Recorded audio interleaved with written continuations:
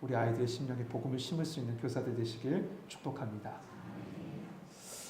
다시 한번 우리 인사하겠습니다. 하나님의 평안과 은혜가 이 예배 가운데 나오신 우리 성도님들에게 함께하길 축복합니다. 특별히 소망하는 것이 있습니다. 여러분 가운데 하나님의 비전이 있기를 원합니다. 그리고 하나님의 비전을 향해 걸어갈 수 있는 믿음과 용기가 함께하길 소망합니다. 미국 샌프란시스코에 가면 골든게이트 브리지라고 하는 아주 유명한 다리가 있습니다. 여러분 다 아실 겁니다. 다른 말로 말하면 단어 그대로 골든게이트 브리지, 금문교라고 하죠. 금문교라고 우리는 익숙하게 듣습니다. 제가 좋아하는 미국 농구팀이 있습니다. 스테판 커리라는 이 농구 선수. 지금 현 시대 가장 유명한 농구 선수인데요. 아마 지금 유명한 농구 선수가 누구냐고 물어봤을 때 마이클 조던이라고 하면 옛날 사람이에요. 지금 현 시대에 그나마 가장 유명한 선수는 스테판 커리입니다. 그 선수가 속해 있는 팀이 골든 스테이트 워리어스라는 농구팀이 있어요. 근데 그 골든 스테이트 워리어스의 로고가 뭐냐면 금문교예요. 그 금문교 표시가 되어 있습니다. 그만큼 유명합니다. 그래서 샌프란시스코의 랜드마크라고 여겨지는 게 금문교입니다. 그런데 이처럼 이 유명한 금문교를요, 우리는 보지 못할 뻔했습니다. 사실 우리가 만나보지도 못할 뻔했어요. 사실 금문교가 세워져 있는 그곳은 물의 깊이가 굉장히 깊답니다. 그리고 상어떼가 우글거리는 곳이었대요. 그런데 지금으로부터 100년 전에 그곳에 다리를 놓겠다라고 사람들이 얘기하니 그건 불가능한 일이라고 다들 얘기했어요. 그런데 한 젊은 설계사가 이곳에 다리를 놓겠다고 최신 공법으로, 그 당시에 가장 최신 공법으로 다리의 설계도를 만듭니다. 그런데 가능하다고 믿는 사람은 거의 없었어요. 설계를 해놨지만 믿는 사람이 없으니 어떻게 해요? 자금을 내주지 못하잖아요. 자금을 안 내주는 거예요. 그런데 그때요, 그 당시 그 지역에서 가장 유력한 은행장 한 사람이요, 그 사람을 믿었어요. 그의 꿈을 믿었어요. 그리고 돈을 내줍니다. 그렇게 돼서 세워진 게 지금 금문교예요. 그래서 이 두 사람이 아니었으면 금문교가 없었다라고 해서 이 금문교에 가면 항상 우리가 뭐 투어 이 코스 중에 한 곳이잖아요. 그러니까 관광 코스 중에 한 곳이잖아요. 그 곳 중에 한 곳에 갔는데 그곳이 뭐냐면 이 세계적인 금문교를 영원히 만나지 못할 뻔했던 그것을 만나게 했던 이 사람들의 공로를 기리는 기념비가 있대요. 코스 중에 꼭 그 코스가 있다는 거예요. 근데 그 기념비에 뭐라고 써 있냐면 이렇게 써 있습니다. Man of Vision. 꿈의 사람들 혹은 비전을 가진 사람들이라는 뜻이죠. 여러분, 불확실함이 있어요. 그리고 사람들의 부정적인 시선이 있어요. 그럼에도 불구하고 그 속에서 자신의 확실한 꿈을 가지고 실현해 나간 사람도 이렇게 위대한 업적을 남기는데요. 사람의 비전이 아니라 온 세상을 창조하시고 나를 창조하신, 그리고 과거와 현재와 미래를 아시는 그 하나님께서 주신 비전을 가지고 살아가는 사람의 삶이 어떻겠습니까? 그 사람의 삶 속에는 어떤 역사가 일어나겠습니까? 당연히 하나님의 크신 역사가 그를 통해서 이루어질 줄 믿습니다. 오늘 예배에 나오신 성도 여러분, 우리 아이들이 살아갈 세상은 완전히 다른 세상이라고 할 수 있을 것 같습니다. 우리 자녀들이 살아가는 세상은 다른 세상이에요. 그들 가운데는 도리어 이런 얘기가 제일 많아요. 두렵다, 어렵다, 안 된다, 못한다라는 얘기가 제일 많아요. 그리고 유혹도 너무나도 많습니다. 오늘 낮 예배 드리고 나서 한 청년을 기도해 주면서 상담을 하는데 그 친구한테 기도를 해줬더니 그 친구가 이렇게 얘기해요. 목사님의 기도 중에 이 기도가 너무 와닿았어요. 무슨 기도인데, 유혹에서 이기게 해주세요. 자기 작년 한 해 여러 가지 삶을 살면서 유혹이 너무 많았다는 거예요. 아, 정말 많았다고. 얘기 들어보니까 진짜 버라이어티예요. 유혹이 너무 많았어요. 그런 곳에 살아갈 세대들이 바로 우리 미래 세대들이에요. 우리 자녀들이에요. 그런 자녀들이 그 속에서 거룩한 자녀로 구별돼서 살아가야 될 줄 믿습니다. 그러기 위해서는 하나님의 비전이 그들에게 주어져야 돼요. 하나님의 비전이 주어지면 그곳이 아무리 어둠이 깔려있고 안 된다고 못한다는 한 공간일지 모르지만 그곳에서 하나님의 영광을 드러내며 빛나고 아름답게 세워질 줄 믿습니다. 이런 하나님의 비전이 있는 우리 먼저 세대들 되길 소망하고, 그 먼저 세대들이 다음 세대를 이끌어 나갈 수 있는 우리 교회 되길 소망합니다. 갑자기 생각나는 생각인데요. 작년 한 해요. 작년 한 해 아시안 게임이 있었죠. 기억나십니까? 그 아시안 게임을 보면서 제가 느낀 바가 있습니다. 뭐냐 하면 새로운 세대들이 등장했어요. 탁구의 새로운 세대들, 수영의 새로운 세대들, 축구의 새로운 세대들이 다 등장했어요. 어떻게 등장했을까 생각해 보니 탁구에 앞선 모델이 있었어요. 수영에는 박태환이라는 한 선수가 있었어요. 축구에는 박지성이라는 세대가 있었고 2002년도라는 세대가 있었어요. 모델링이 된 거예요. 그 다음 세대들이 지금 아시안게임에서 그렇게 히트를 친 거예요. 그것을 보면서 하나님께 기도했어요. 하나님, 우리 믿음의 먼저 세대들이 온전한 믿음의 모범이 되게 해주십시오. 그래서 다음 세대들이 일어나야 되지 않습니까? 우리 교회 소망합니다. 우리 먼저 세대들이 먼저 우리 여기 계신 우리 어른들이 믿음의 모범으로 주님의 길을 걸어갈 수 있게 되길 소망해요. 그리고 그 모습을 보고 우리 자녀 세대들이 그대로 따라오는 거예요. 그러면 그들이 정말 하나님의 영광을 드러나는 거룩한 세대로, 빛나는 세대로 세워질 줄 믿습니다. 그것을 위해서 지금 이 시간에 우리 같이 기도하고 예배 드리는 겁니다. 오늘 시편은 성전에 올라갈 때 부르는 시입니다. 성전에 올라갈 때 기쁨으로 불렀던, 이스라엘 백성 기쁨으로 불렀던 시죠. 이 시를 누가 썼는지 정확하게는 알 수 없지만 바벨론, 이 내용을 보면 바벨론 포로에서 돌아오던 때 그 기쁨을, 그 감격을 갖다 회상하면서 기뻐하며 찬양하며 지은 시로 여겨져요.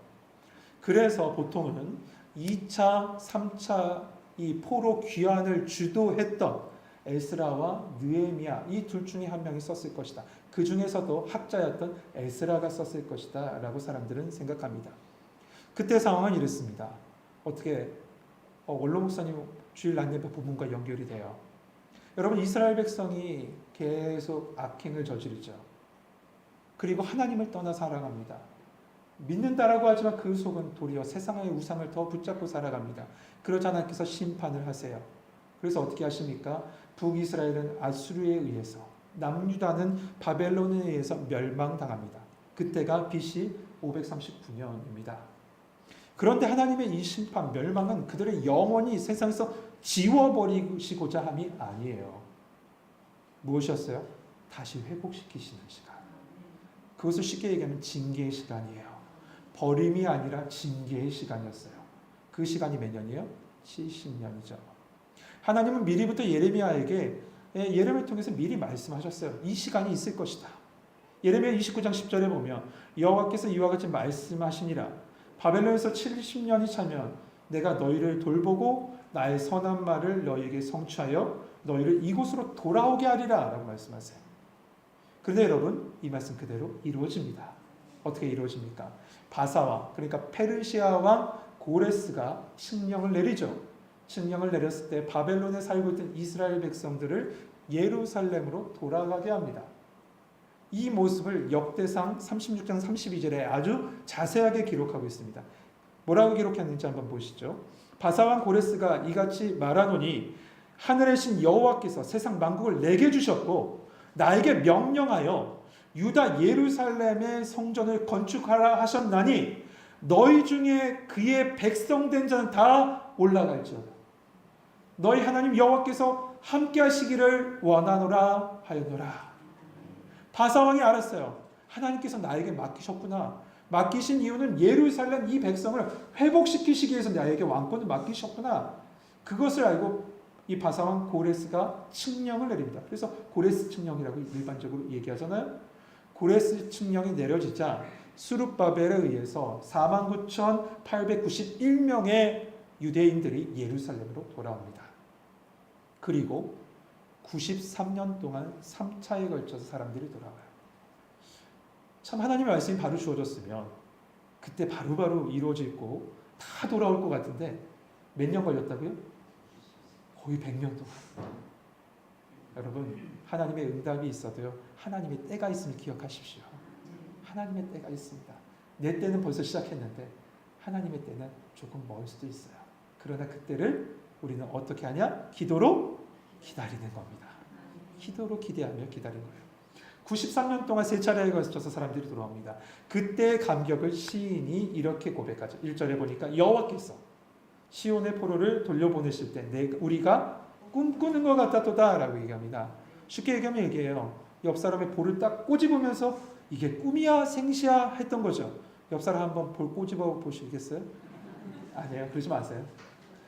쉽게 얘기하면 그런 거예요. 꼬집으면 야 이게 꿈이야 생시야 라고 한 거죠. 그런데 1절 자세히 보세요. 1절 다시 한번 읽어보죠. 같이 읽겠습니다. 시작.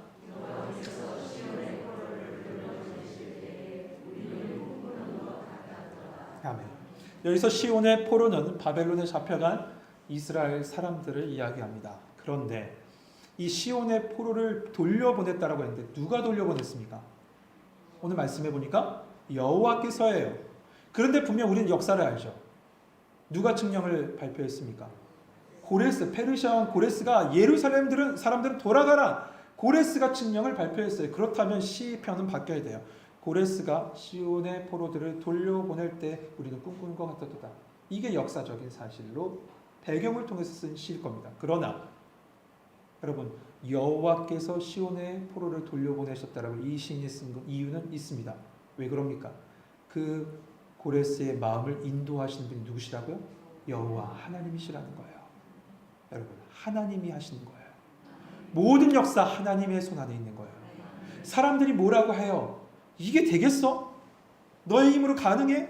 말도 안 되는 얘기하지 마. 그 예언이 이루어지겠어? 70년이 넘었어. 이게 무슨 이루어지겠어? 사람들은 계속 이야기할 거예요. 부정적인 얘기를 우리를 완전히 누를지 모르지만 여러분 기억하십시오. 하나님이 하시면 됩니다. 하나님이 힘 주시면 됩니다. 하나님이 새 힘을 더하시면 됩니다. 하나님이 능력 주시면 돼요. 그때의 기쁨을 유대 사람들은 꿈꾸는 것 같았다라고 표현했습니다. 그 꿈, 그 비전이 하나님을 통해서 현실이 된 겁니다. 여러분 하나님 안에서 꿈꾸는 자 그리고 하나님 안에서 꿈을 이루는 자의 삶의 축복이 여기 있습니다. 무엇이 주어집니까? 기쁨이 주어져요. 여러분 하나님 안에서 꿈꿀 수 있는 우리 모든 성도님 되시길 소망합니다. 내 나이가 늙었다고요? 아니요. 하나님 안에서 우리 모두에게 하나님이 지금 이 순간에 주신 비전이 있고 꿈이 있습니다. 모세는 80세에 하나님의 사명을 받았습니다. 그때 시편에 보니까 연수가 70이요 80이었다라고 얘기했습니다. 그 마지막 인생에 하나님께서 사명을 주셨고 그는 40년 동안 그 사명을 감당합니다. 기억하십시오. 지금 이 순간에도 하나님의 비전, 하나님의 꿈은 우리 가운데 주어지고 있다는 사실 말이죠. 그 꿈, 비전을 품고 기도하며 기다렸던 자에게 결국에는 70년의 포로의 해방이 결국엔 이루어졌습니다.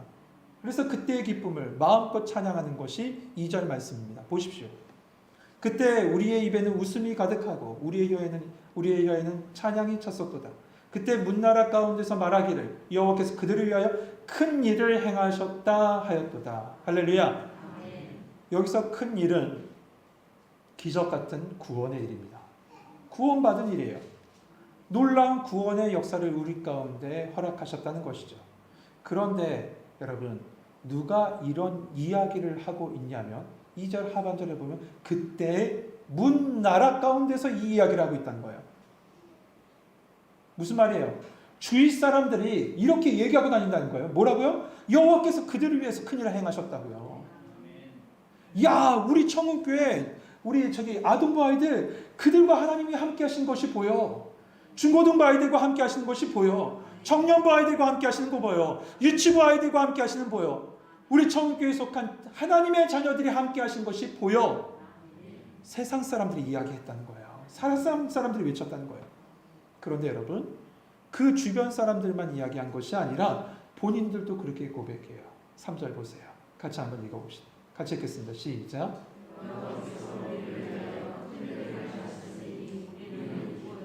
아멘. 이 고백이 여러분 고백되길 원합니다. 여호와께서 우리를 위하여 큰 일을 행하셨습니다. 하나님 감사합니다. 기대하시죠.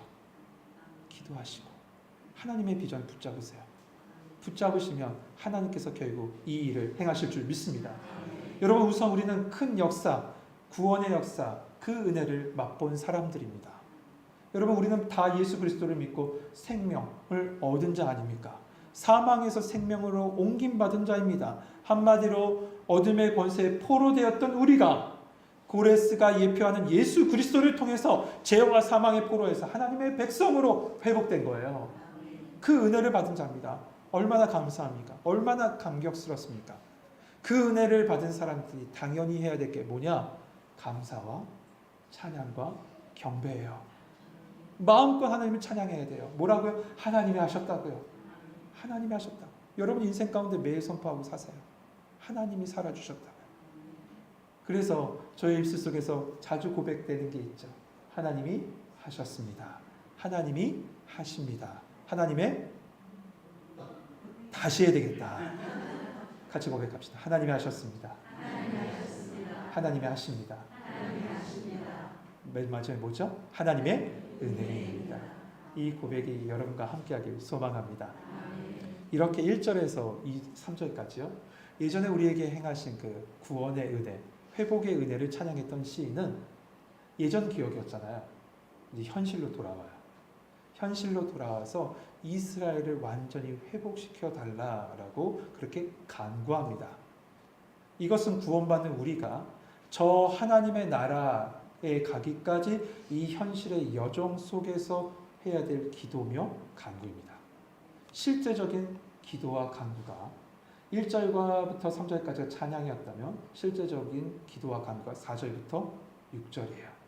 그 간구 첫 번째 기도가 뭘까요? 4절 보시죠. 여호와여 우리의 포로를 남방 시내같이 돌려보내소서. 시가 쓰여질 당시를 보면요. 아직 바벨론 포로에서 돌아오지 않은 사람들이 많은 사람들이 있었어요. 그 당시가 1차, 2차 중간 때 혹은 2차 끝나고라고 하면 여전히 많은 사람들이 바벨론 포로로 있었습니다. 그래서 이 시인은 고백하는 겁니다. 하나님, 그들로 다시 돌아올 수 있도록 예루살렘으로 돌아올 수 있도록 주님 도와주세요 라고 기도하는 거죠. 여기서 남방이라고 했죠. 남방 시내들같이 돌려보내소서라고 합니다. 남방이 어딜까요? 이스라엘의 남방. 이스라엘의 남방이라는 단어의 원래 히브리어 원어를 보면 딱 한 지역을 나타내요. 그 지역이 어디냐면 네게부 광야 혹은 네게부 사막이라는 곳이에요. 이 네게부가 최근에 굉장히 유명해졌죠. 왜 유명해졌냐면 이 하마스가 이슬람의 하마스가 이스라엘에 막 낙하산을 타고 오토바이 타고 넘어왔었잖아요.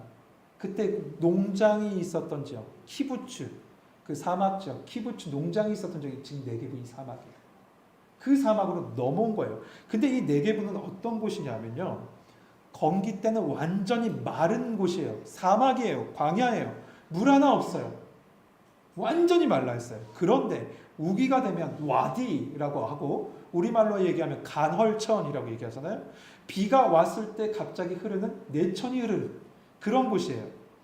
우기가 되면 와디라는 것이 생겨서 시내가 막 흐르기 시작하는데 그때 되면 신기하게도 그 말라있던 땅 있죠. 사막되었던 땅에 풀이 나기 시작해요. 풀이 나기 시작해요. 그리고 동물들이 돌아와요. 그리고 주변에 있는 것이 모든 것이 살아나요. 그러니까 이 기도는 뭡니까? 하나님, 우리에게 적용하면 이런 거예요. 하나님 은혜의 단비를 내리셔서 마음이 마른 자들을 다시 한번 회복시키시고 그 안에 예수의 생명이 있게 하여 주옵소서. 그 고백인 거예요. 하나님 소망합니다. 저 마른 사람들이 아직도 있습니다. 바벨론 땅에 얽매여 있는 포로들이 있습니다. 그들이 다시 돌아오게 해주세요. 생명을 얻게 해주세요. 라는 뜻이에요. 그런데 이 기도가 구원받는 우리를 향해서 똑같이 적용됩니다. 무엇입니까? 우리는 여전히 광야길을 걷고 있습니다. 하나님 나라를 가기 위해서. 그 광야길을 걸을 때 하나님 때마다 우리의 인생에 은혜의 물줄기를 부어주세요. 은혜의 물줄기를 부어주세요. 라는 기도예요. 첫 번째 간구가 그였습니다. 두 번째 간구는 뭡니까? 눈물을 흘리며 씨를 뿌리는 자는 기쁨으로 거둔다는 확신에 찬 믿음의 간구를 하나님께 올려드립니다. 바벨론 포로에서 돌아온 사람들은 소수였어요. 굉장히 작은 수였습니다. 그런데 이들에게는요, 해방의 기쁨도 있었지만 사실 현실의 문제가 더 컸거든요. 현실의 문제가 컸습니다. 이들이 어디에 살았냐면 바벨론에서 70년을 살았어요. 70년을 살다 보니 그의 삶이 편한 거예요. 포로라고 하지만 우리가 같이 막 이렇게 묶여있고 그렇게 사는 사람들이 아니었거든요. 그 바벨론의 그 현장에서 그냥 편하게 살아갔던 사람들의 모습이었어요. 그러다 보니 그 삶이 너무 편해요. 바벨론의 문명도 너무나도 높은 문명이에요. 선진국이에요. 그런데 그들이 돌아와요. 돌아온 예루살렘은 폐허가 된 삶이었어요. 성전은 무너져 있고 집들도 무너져 있고 먹을 것도 없고 정말 무너진 삶, 불평 그 자체였어요. 돌아오기만 하면 고생 끝, 행복 시작이라고 생각할 줄 알아요. 그렇게 생각했는데 더 큰 수고가 있어요. 더 큰 고생이 있던 거죠. 마치 예수 그리스도를 우리가 믿었지만 우리 인생 가운데서 살아가는 그 고난의 그 순간들, 지금 우리 이 이스라엘 백성이 겪고 있는 거예요. 그러나 시인은 믿고 간구하는 겁니다. 하나님, 지금은 비록 내가 눈물을 흘리며 씨를 뿌리는 고통 중에 있지만 반드시 하나님께서 기쁨으로 거두어 주실 때가 있을 줄 믿습니다. 내 생활은, 내 현실은 마른 땅과 같은 땅이지만 그곳에 씨를 뿌리는 것이 무의미한 것처럼 보이지만 하나님 반드시 내 땀과 수고와 그 눈물을 가지고 씨를 뿌리면 풍성한 열매로 결실로 얻게 하실 줄 믿습니다. 믿음으로 간구하며 기도한 거예요. 7절은 다시금 그것을 확신하며 기도합니다. 7절 같이 한번 읽어보죠. 같이 읽겠습니다. 시작.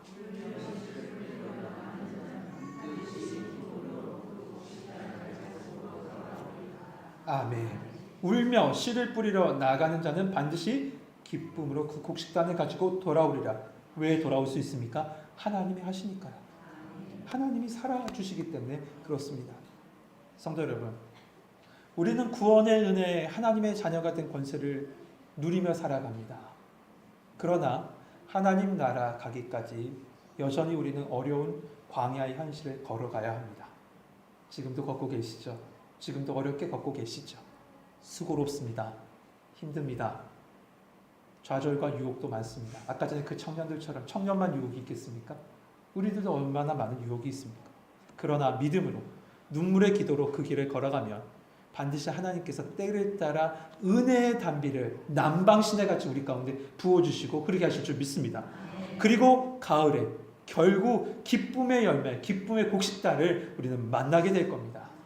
믿지 않은 자들은 주님 앞으로 돌아오는 역사가 있을 것이고 하나님의 자녀들은 거룩한 세대로 세워지는 축복이 우리 가운데 있을 줄 믿습니다. 그때 세상 사람들은 말할 겁니다. 야, 하나님이 살아계시는구나. 야, 하나님이 역사하시는구나.